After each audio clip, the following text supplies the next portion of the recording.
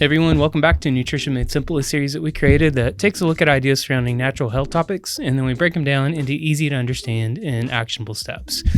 My name is Brian Strickland. I'm joined again today by Ed Jones. He's the founder and owner of Nutrition World. And for the month of March, we're kind of just focusing on gut health. But today we wanted to do just basically a very simple guide covering probiotics and all of the options that are available. Most people are probably familiar with, the refrigerated versus non-refrigerated, and that's the extent of it. But science has advanced. There are some new options available that we'll get to in just a moment. But we just want to, get down to the nitty-gritty and keep this as basic as possible so that you can pick the best probiotic for you. So with that being said, Ed, I think where we could start is just kind of the role of a probiotic. And then why don't we talk about kind of each of the four categories that we have on the table with us. Thank you, Brian. And of course, we talk about probiotics from the aspect of the microbiome. That is the intestinal, small and large intestinal bacteria that we are supposed to be born with that protects us in so many regards. Immune system is significantly produced by the correct microbiome and also brain chemicals. That's why when you have a very bad stomach upset or food poisoning, you normally get anxious or really some odd feelings because it's disturbing that whole system. So creating a healthy life. And when they looked at people who lived long lives, especially in the more less developed countries like in the jungle and people from the more primitive ways, their microbiome is many times better than ours. Much more variety of the microbiome and much stronger. And that's something that we need to strive for. Mm-hmm. So the role of a probiotic is basically just to inhabit our intestines. It's what's considered a good bacteria. Mm-hmm. That helps with a lot of things, right? From digesting our food to supporting our immune system. It serves many, many different roles.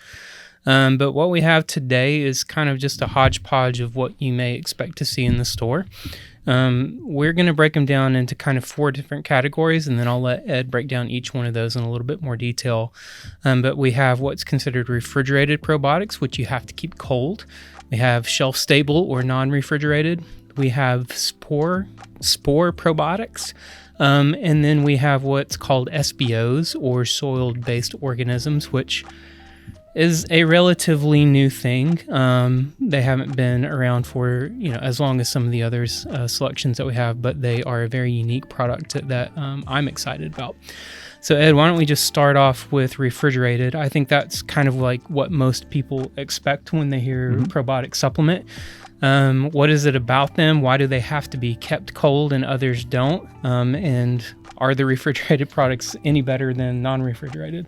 Well, thank you, Brian. And there were many, many years that I always leaned very strongly to my suggestion, which is if we can choose it, let's do a refrigerated product. Why is that? The number one reason is these are organisms. They are actually living organisms. They may be asleep, but they're still potentially living. Right. Things that destroy it, weaken it, can be heat and moisture. And so keeping refrigerated was a very valuable thing. The good news is we have technology now that can stabilize these good bacteria even at room temperature. I tend to, just because I'm kind of old-fashioned, I tend to still lean toward the refrigerated versions just because that's what I have always done. But when you travel and you can't do it, the new ones are packed with these special ways to prevent the degradation of the potency of these. So in a good store with very reputable brands, I don't have any hesitation recommending non-refrigerated or at room temperature products. Yeah, they've come a long way. I mean, there's specific technology put into place that, helps their viability. Mm-hmm. As long as they're on the shelf, they should be fine if they're designated a shelf-stable product. Mm-hmm. Let's go ahead and talk about Spore probiotics for just a minute because they are something a little bit different. What are they? One, it's kind of obvious in the name, but what are they and how do they differ from conventional probiotics, and do you get better results with those? It's a great development, I do believe, in the whole storyline of building optimal health, and that comes from, again, the microbiome being optimal. It's not going to be optimal if we don't work at it. You can't do it just by hoping, and that means the right foods and taking the right things that don't destroy it and the right probiotics that build it.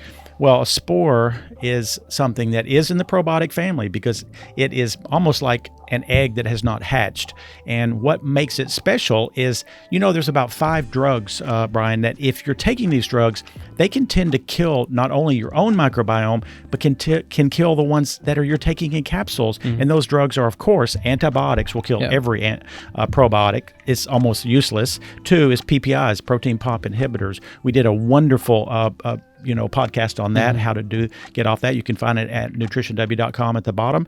Anti-diabetic drugs kill good bacteria, laxatives, and statins. So if you're on these, is it really worth doing a probiotic? It may not be that worthy, but the good news is a spore, and I will also include soil-based organisms, will pass through these drugs effectively. They will not be killed, and they will implant, and they will grow. And so when anyone is on any of these drugs, I always am starting to really recommend the spore one, and again, its cousin soil-based organisms, because both of those will emerge through the transit of acidity and these drugs. Okay. So for the people who maybe aren't on that drug or on those drugs, are spore-based probiotics still a viable option, or would they be better off taking the regular? We just did a podcast. It's not out yet with Jordan Rubin, and he's a partner with Dr. Axe. I'm leaning more and more to potentially probably more recommendations of spores and soil-based organisms because the predictability seems to be very sound. Now, they're not a big family of organisms. I'm not going to say that we're going to completely go that direction. I believe that our optimal blood chemistry and gut is more like an orchestra or like a big garden with a lot of beautiful flowers or vegetables. We want to plant a lot of different things in that. And so I'm not going to say just to do that. But if you're traveling to another country and you have to ensure that you don't want to get food poisoning and this and that, I'm leaning a lot toward the soil-based organisms and the spores because they're so resistant to anything. I mean, even chlorine in water can kill the other ones. They won't kill this. These will do the immune stimulation and the brain chemical balancing pretty dang well. We got more to learn, so that we don't have the gold standard yet. And while we're on the topic, we've mentioned soil-based organisms. Let's go ahead and talk about what that actually means. And it's pretty simple. It's just the organisms that are in your soil. It's nothing, really fancy. I think the issue comes and why they're important is because when we go to the grocery store, and this is something we talked to Jordan about, it's like when we go to the grocery store, we're kind of priding ourselves on buying organic goods, which that is a good thing, but then they're triple washed, and they've basically literally any of the good healthy bacteria that would come from the soil is completely gone at that point, and it's not doing anything for your gut and digestion. So what is it about soil-based organisms that make them such an effective product? Well, one thing is the history of mankind. When you look at, I value a tremendous amount in nature, Mother Nature, the God-producing way that we were put on this earth to interact in a harmonious way with our environment. Well, guess what? These soil-based bacteria have been here since the very first day we put a foot on this earth. They are what is supposed to be in the ground. We never washed our foods the way we do now. I'm not saying we don't need to now because of different reasons, but the generations that came hundreds of generations before, they got these soil-based bacteria and they were protective. Nature gave us the probiotics for free. It's already grown in the soil. That's why when you talk about a new term called regenerative farming, which I'm very excited about, it's all about putting the good bacteria in all the right places that come from Mother Nature, not from some factory or even a nutritional factory. I love following the rules of Mother Nature, and soil-based bacteria is one of those ways that I feel is a great value to the future. Again, we're going to learn more as time goes on. They've been around for a good number of years now, even in supplements, so we have learned a lot already. Yeah, it's a really interesting concept. Very interesting. I'm excited to see, as we progress, what happens with it. I think the next thing we should touch on is colony forming units, or CFUs, because that's a question that we get asked a lot. How many do I need? How much is too much? How much is too little? So can you just kind of give us a brief overview of what a colony forming unit is, and then your recommendations on the average individual just wanting to take a probiotic supplement. What should they be looking for? Well, there's not any exact rules. You talk about vitamin D. If I look at someone's blood test and they have a 25 on D, there's some general recommendations that are pretty accurate. This is a whole different conversation. Colony forming units is a very good exact way of kind of measuring the real potency. When you look at a bottle and it says 50 billion, that's decently accurate as far as a number, but CFUs, colony form units, can actually tell more about exactly how potent it is. One thing about these, do you walk into a store and you buy the strongest one? I find that with people who have a lot of bloating and a lot of intestinal issues and diarrhea and constipation, I try to choose actually less potent at first.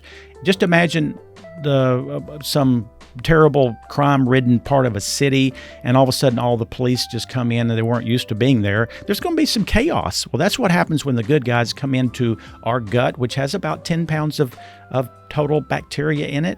Well, the police are upsetting the crowd, and we don't want to do that too much. So I'm all about starting low and building up if you have symptoms of regular probiotics, which are still extremely valuable as long as you're not taking the drugs we talked about or having some other special issues. Yeah, 100%. And to wrap it up, I think one of the unique things about probiotics is that different strains of bacteria have different jobs in the body. And so that's why when you kind of look at even our selection here, you'll see anything from immune to pre and postnatal care to men specific to women specific to over 50. The list goes on. And that's because of the different strains of bacteria that are in each of those individual products. So why don't we touch on that really quick of just what strains should people be looking for in general as just a general probiotic supplement, and then maybe just a few of the specific strains that have specific duties, and we can talk about that for a sec.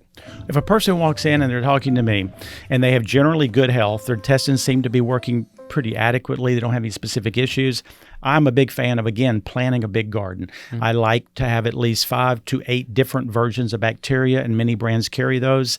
Again, quality is absolutely essential, because if it's shipped wrong, produced wrong, they're dead and they're not going to do anything. So at least 5 or 6 different strains in a single product. 5 to 6 strains per product, and there's some that have up to 15, and there's nothing wrong. Now, some of the probiotics are my friends and some aren't. You have to experiment, and I find the ones that are my friends. But then we have these specific types that are one certain strain that the evidence is pointing very strongly that can accomplish a certain goal. One of those is when I look at people's chemistry and we're trying to create slower aging and better heart health, C-reactive protein, which we do blood testing here every week on every Tuesday. If people come back with high sensitivity C-reactive protein, it's an indicator of not good future. How do we lower it? Well, there's a product called Ruteri. It's one of the probiotics, and you can take this, and I've seen C-reactive go down just from this probiotic. You got another one, a whole host of them with UTIs and vaginal care. It's amazing how women can go from 7 or 8 episodes a year down to 1 or none if we create the right bacteria. There's one for mood that has some very significant studies on anxiety that shows a very positive response in 1 to 3 months, because again, the microbiome produces the brain chemicals. And then lastly, there is a product called Saccharomyces boulardii I want to talk about. That has to do, and I actually gave it to my father because he did have C. diff, which is a very harsh and deadly intestinal pathogen. And Saccharomyces boulardii is, if you're doing antibiotics and you're older and you think you have a risk, it is a good prevention. Always, again, ask your doctor if you're having medical issues before doing this. Ask a doctor that has experience in this. That's awesome. Well, we hope that we covered the topic well enough. Of course, if you have any other questions, please feel free to leave them down below, or any comments that you may have. Like and subscribe for more content just like this. That helps us out as well, kind of get the word out and some more information out into the air. But thank you so much for watching, everyone. We hope that you have a wonderful week, and we'll see you next time on Nutrition Made Simple. Thank you.